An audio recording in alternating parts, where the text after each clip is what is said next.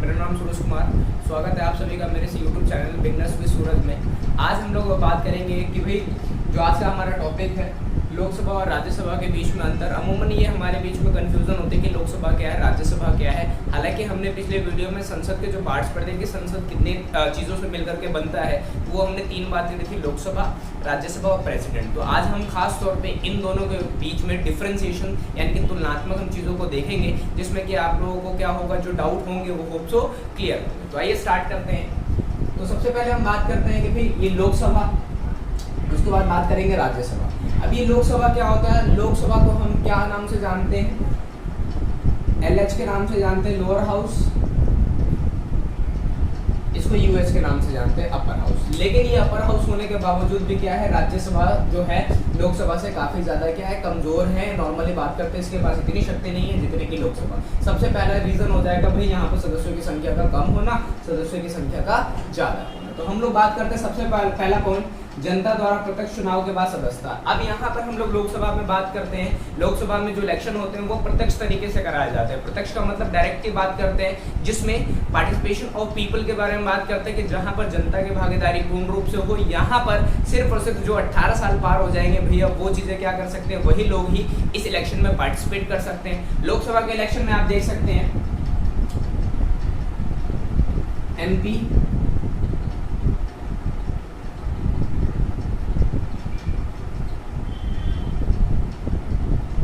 यहाँ पर ये मैंने चारों पोस्ट इसलिए लिखा है ताकि यहाँ पर किन डायरेक्ट का इस्तेमाल किया जाता है, किस मेथड का इस्तेमाल किया जाता है। तो वो हमारा डायरेक्ट इलेक्शन होता है जिसको प्रत्यक्ष चुनाव के नाम से आप लोग जानते हैं। तो इन चारों पोस्ट के लिए आप बात करते हैं, पद के लिए हम किसका इस्तेमाल करते हैं, प्रत्यक्ष निर्वाचन प्रणाली का इस्तेमाल किया जाता है। दूसरा पॉइंट है कि जो लोकसभा के जो मेंबर होते हैं, मेंबर ऑफ पार्लियामेंट जिसको MP बोलते हैं, उनका कार्यकाल कितने साल का होता है भाई, 5 साल का आपको देखने को मिलता है।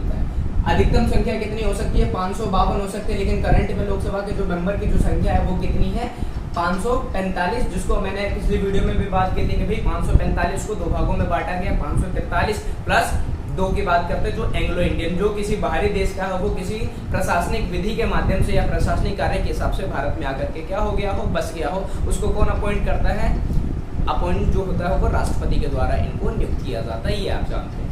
तीसरा पॉइंट हमारा, चौथा पॉइंट इसमें क्या है कि धन विधेयक केवल लोकसभा में पेश किया जा सकता है। बिल्कुल फैक्ट है। क्यों? क्योंकि धन विधेयक ऐसा मामला है जो सेंट्रल लेवल से संबंधित होता है, क्योंकि सेंटर सबसे पहले पास करेगी। तो सेंटर अधिकतर जो हमारे चांस होते हैं वो किससे बनाए जाते हैं, लोकसभा से। आप देखेंगे लगभग 90% केस ऐसे जहां पर जब भी सेंट्रल गवर्नमेंट बनती है, मेजोरिटी किसकी होती है, लोकसभा की।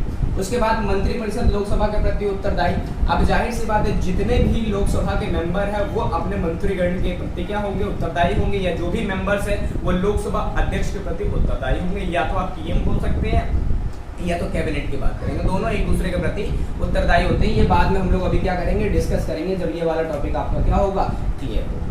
लास्ट वाला इसमें 6 नंबर का है कि लोकसभा बैठक की अध्यक्षता कौन करता है, लोकसभा अध्यक्ष। इसमें कुछ ऐसी बात नहीं है जैसे राज्यसभा में हम बात करते हैं कौन अध्यक्ष होता है, राष्ट्रपति की जगह उपराष्ट्रपति यहाँ का सभापति पद माना जाता है, प्रेसिडेंट ऑफ राज्यसभा के बाद। ठीक, उसके बाद इसमें 2 एंग्लो इंडियंस मैंने बताया कि कोई प्रशासनिक अधिकारी है जो बाहरी देश का है लेकिन भारत में आकर के क्या कर रहा है, वो अपने काम को कंडक्ट कर रहा है या अपने काम की वजह से यहाँ की नागरिकता प्राप्त कर चुका है, उसको कौन अपॉइंट करते हैं, बाय प्रेसिडेंट। जो लास्ट वाला है न्यूनतम सदस्य। अगर आपको क्या लोकसभा की सदस्यता लेनी है तो आपको जो मिनिमम एज क्राइटेरिया वो कितना है, 25 ईयर्स के बारे में बात करते हैं। और MP बनने के लिए भी आपको कितना चाहिए होता है, इतना। लेकिन अगर आप लोअर लेवल के जो पंचायत की बात करते हो उसमें आपको कितना चाहिए, 21। उसके बाद ये ट्राइंगल हम लोग देख लेते हैं कि भाई ये आर्टिकल क्या है।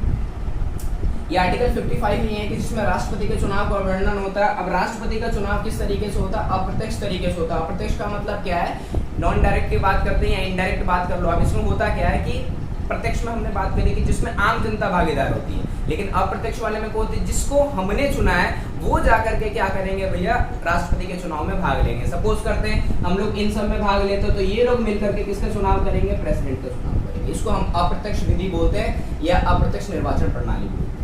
उसके बाद प्रधानमंत्री के बारे में बात करते हैं कि भाई यहाँ पर जो प्रधानमंत्री है उसकी नियुक्ति कौन करता है? राष्ट्रपति करता है आर्टिकल 75 के थ्रू। लेकिन लोकसभा को चलाने के लिए आप बोल सकते हो, देश को चलाने के लिए सिर्फ और सिर्फ पीएम नहीं होगा, बल्कि उसके साथ उसके कैबिनेट यानी कि उसके मंत्रीगण या मंत्री परिषद होंगे, जिसकी स्थापना आर्टिकल 74(1) में की गई है। लेकिन आप बात करेंगे कि ये जो मंत्री परिषद है ये प्रधानमंत्री के यानी कि आप बोल सकते हो जो हमारे पीएम होते हैं उनके प्रति उत्तरदायी होते हैं। मान लीजिए मैंने अगर कोई संगठन बनाया, उसमें आप सभी उसके मेंबर है, जब भी आप कोई काम करेंगे तो आपको मुझसे परमिशन लेनी पड़ेगी, या जब भी मैं कोई काम करूंगा तो आप लोगों से परमिशन लेनी पड़ेगी। बिना परमिशन के या बिना सजेशन के आप बोल सकते हैं बिना एडवाइस के वो चीज़ें पास ऑन नहीं होंगी, इसलिए सलाह का लेना जरूरी है। आप बात करते हैं तो ये चीजें आपकी लोकसभा के बारे में। राज्यसभा में हम लोग बात कर लेते हैं जिसको अपर हाउस के नाम से जानते हैं। यहाँ पर राज्य विधानसभा के निर्वाचित सदस्य द्वारा चुनाव, मतलब हमने जिस व्यक्ति को चुना है, सेम चीजें आपको जैसे राष्ट्रपति के चुनाव में बताया कि राष्ट्रपति का जो चुनाव होता है अप्रत्यक्ष तरीके से, सेम यहाँ पर इनका भी होता है। इनका कार्यकाल 6 वर्ष का होता है। नॉर्मली बात करते हैं इसमें क्या है 5 वर्ष, इसमें 6 वर्ष। ये ध्यान रखने वाली बात है, जो 6 वर्ष होता है इसमें जितने भी मेंबर्स होते हैं हर एक 2 सालों को उनका क्या होता है भैया, इलेक्शन होता है। उसके बाद क्या किया जाता है, 2 वर्ष का ही कार्यकाल होता है। मान लीजिए आप राज्यसभा के मेंबर है तो आप 2 साल तक रह सकते हैं, उसके बाद जो नया कैंडिडेट आएगा वो भी क्या करेगा, 2 साल के लिए। इसमें मेंबर होते हैं 250, जिसमें कि करंट में कितने हैं 245 है, जिसमें आप बात करते हैं कि भाई 250 है तो 250 में से आप बात करते हैं 238 प्लस 12, ये एमएलएज एमपीज की बात करेंगे। और ये कौन होते हैं, अलग अलग फील्ड में टैलेंट, किसी को गाना आता है, किसी को भाई डांस करना आता है, किसी को भाई कोई स्पोर्ट्स में बढ़िया है। ये सारी चीज़ों को कौन कर, समाज कल्याण का काम करना, सोशल वेलफेयर जिसे आप कहते हैं, उन सबकी नियुक्ति कौन करता है, सेम प्रेसिडेंट करता है। उत्तरदायी नहीं होती। ये अब बात करेंगे जो 2 पॉइंट है काफी ज्यादा इंपॉर्टेंट है। धन विधेयक या वित्त विधेयक कभी भी लोकसभा के अलावा राज्यसभा में पेश नहीं किया जा सकता, ये आपको पॉइंट ध्यान में रखना है। उसके बाद ये उत्तरदायी नहीं, क्यों? क्योंकि ये लोकसभा के प्रति उत्तरदायी क्यों नहीं होंगे, क्योंकि लोकसभा का अलग सेगमेंट है भैया। यहाँ पर ये राज्यसभा के प्रति कोई भी उत्तरदायी नहीं होते। रीजन एक ही होता है, मैंने अभी बताने कि हर एक 2 साल पे क्या होता है, इसके मेंबर्स ही चेंज होते रहते हैं। लेकिन यहाँ पर तो परमानेंट होते हैं 5 साल तक भैया। अगर आप कोई काम करते हो तो सरकार के अंडर में रह करके आपको काम करना पड़ेगा। अध्यक्ष इसके कौन होते हैं, उपराष्ट्रपति। जैसे करंट में भी कौन है, वेंकैया नायडू के बारे में बात करते हैं।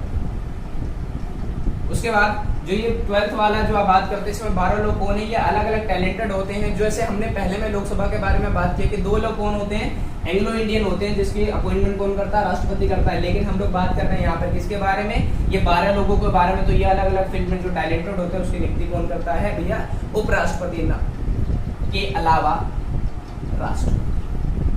तो 2 चीजें आपको समझनी है, एंग्लो इंडियन प्रेसिडेंट, जो 12 जो टैलेंटेड लोग होते हैं इनके भी नियुक्ति कौन करता है, प्रेसिडेंट, टीवी बोलते हैं इसे।